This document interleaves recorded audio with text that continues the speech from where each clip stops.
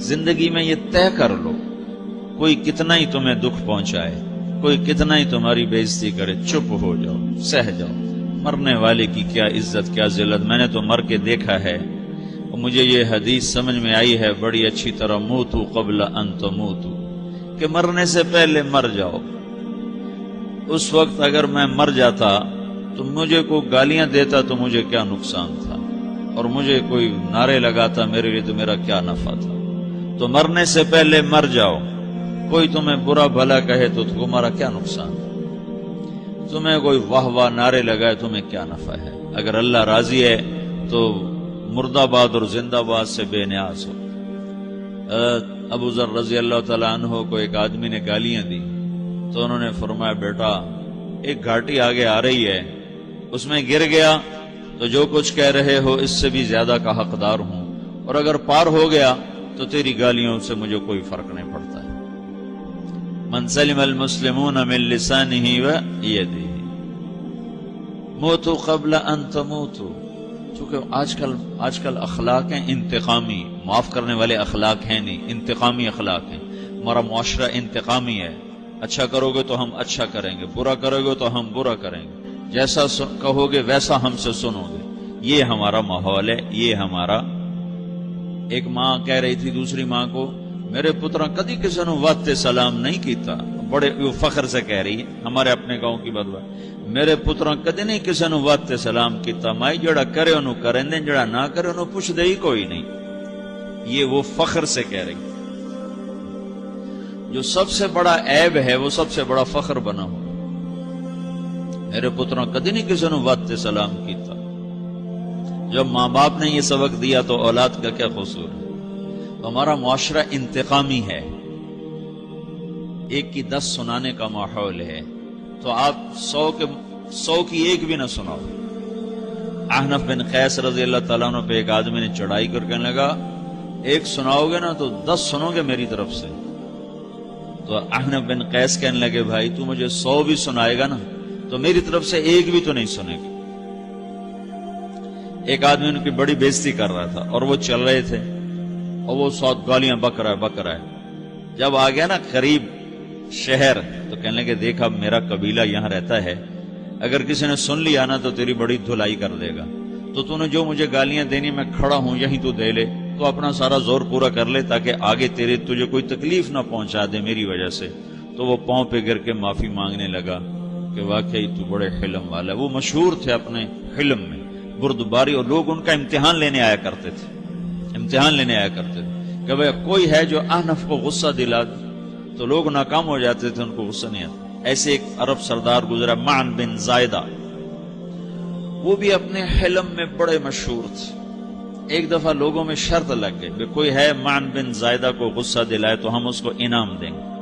تو ایک شاعر نے کہا میں غصہ دلاتا ہوں، تم دیکھنا ایسے سیخ پا ہو جائے گا جیسے جانور۔ تو وہ چلا گیا اس کی مجلس میں، دربار لگا، عرب سردار تھا بہت بڑا، دربار لگا ہوا، تو کہتا السلام علیکم، وعلیکم السلام۔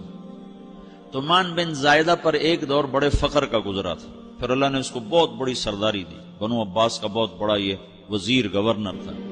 تو کہتا اتذکر اذ لحافک جلد شاۃ واذ نعلاک من جلد البعیر، کیوں بھائی تجھے یاد ہے جب تیرا بستر بکری کی کھال تھا اور تیرے جوتے اونٹ کی کھال کے تھے؟ تو کہنے لگا کیوں نہیں یاد، بھلا کوئی ماضی بھی بھولتا ہے؟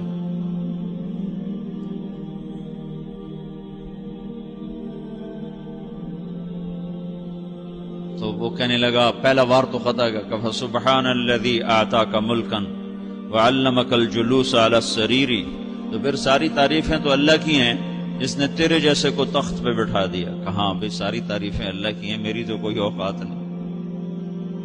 تو کہنے لگا سأرحل عن دیار انت فیہا وان جار الزمان علی الفقیر، جہاں تیرے جیسا حکمران ہو وہاں مجھے رہنا گوارا ہی نہیں ہے، میں یہاں سے چھوڑ کے نکل جاؤں گا چاہے کتنی تکلیف اٹھاؤں۔ بڑے دربار میں یہ ایک گورنر اور وزیر سے بات ہو رہی ہے، تو وہ کہتا ہے اچھا بھائی اگر تو ہمارے پاس رہے گا تو ہم تیرا اکرام کریں گے، اور اگر تو جانا چاہتا ہے تو پھر رافقت کا السلام۔ تو وہ یہ وار بھی خالی گیا، تو کہنے لگا فجد لی ابن ناقصۃ بمال.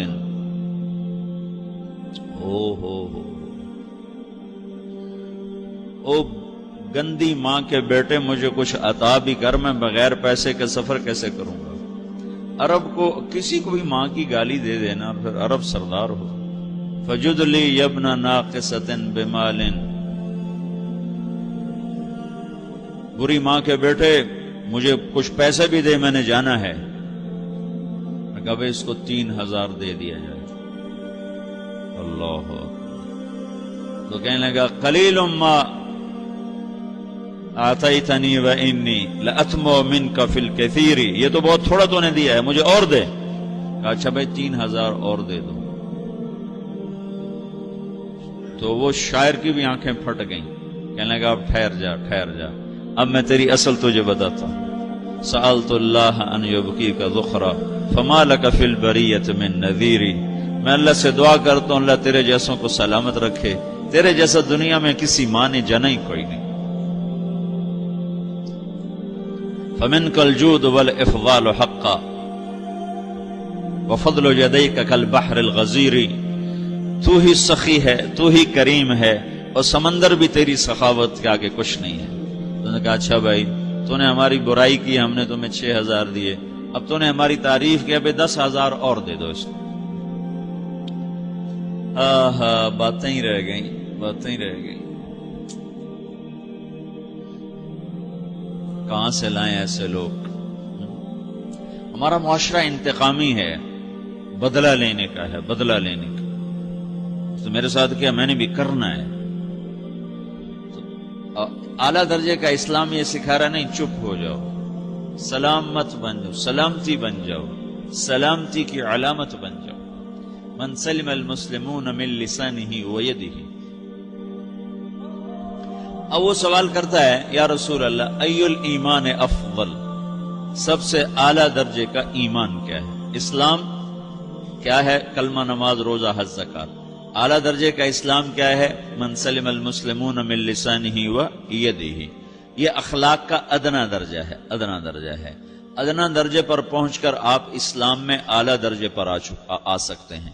وہ سوال کرتا ہے ایمان کیا ہے؟ تو آپ نے کہا اللہ پر، فرشتوں پر، کتابوں پر، رسولوں پر، موت کے بعد کی زندگی پر، تقدیر پر. اب ایک اور سائل سوال کرتا ہے ای الایمان افضل، سب سے اعلیٰ درجے کا ایمان کیا ہے؟ تو آپ نے فرمایا حسن الاخلاق، اچھے اخلاق سب سے اعلیٰ درجے کا ایمان ہے. جو آدمی اسلام میں، جو آدمی اخلاق میں، جو مرد عورت اخلاق میں ادنا درجے پر ہوتا ہے وہ اسلام میں اعلیٰ درجے پر پہنچتا ہے. اب اگر وہ اخلاق میں اعلیٰ درجے پر آ جائے تو اب یہ کہاں پہنچے گا؟ اب یہ کہاں پہنچے گا؟ میرا نبی کہہ رہا ہے سب سے اعلیٰ درجے کا ایمان ہے حسن اخلاق، حسن اخلاق. ابو ہریرہ نے پوچھا یا رسول اللہ وما حسن الاخلاق؟ یہ بھی ایک اور حدیث ہے. یا رسول اللہ حسن اخلاق کیا چیز ہے؟ تو آپ نے 3 چیزیں فرمائی، تصل من قطعک وتعطی من حرمک وتعفو عمن ظلمک. جو تم سے توڑے نہ تم اس سے جوڑو. نہیں کرتا سلام نہ کریں. کوئی ہم چھوٹے باپ کے ہیں؟ ہم تو کبھی بھی نہ کریں، ہم تو کبھی بھی نہ منہ تھوکیں بھی نہیں ہم تو میرا نبی کہہ رہا ہے جو توڑے تم اس سے جوڑو، جو محروم کرے اس سے عطا کرو، جو زیادتی کرے اس سے درگزر کرو. یہ 3 کام جو عورت مرد کر لے گا یہ اخلاق کے اعلیٰ درجے میں ہے. جب یہ اخلاق کے اعلیٰ درجے پر پہنچتا ہے تو پھر میرا نبی کیا بشارت دیتا ہے؟ ادنا درجے پر پہنچ کر تو اعلیٰ مسلمان کی بشارت ہے، اور اخلاق میں اعلیٰ درجے پر پہنچ کر میرا نبی کہتا ہے کاد الحلیم ان یکون نبیا. اعلیٰ اخلاق والا بس نبی بنتے بنتے رہ جاتا ہے. اعلیٰ اخلاق والا ایسے ہے جیسے کہ نبی، قریب ہے کہ وہ نبی بن جائے. یہ تو ہے نا ترجمہ، لیکن ہم ہمارے اردو میں کہتے ہیں وہ نبی بنتے بنتے بنتے رہ گیا. کیا مطلب؟